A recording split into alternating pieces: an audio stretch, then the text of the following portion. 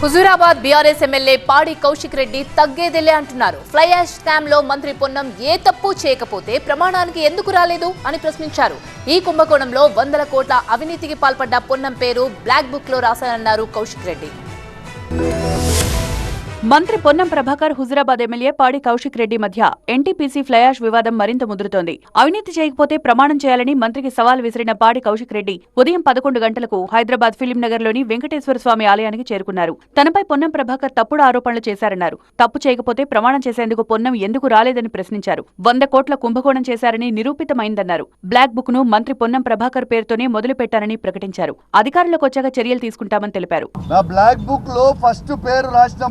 Prabhakar fly ash scam అని బిడ్డ మళ్ళా కేసీఆర్ ముఖ్యమంత్రి అయిన తర్వాత నువ్వు తిన్న 100 కోట్ల అవినీతి మరియు టికెటింగ్ స్కామ్ ఇవన్నీ పైసలు నేను కక్కిస్తాం.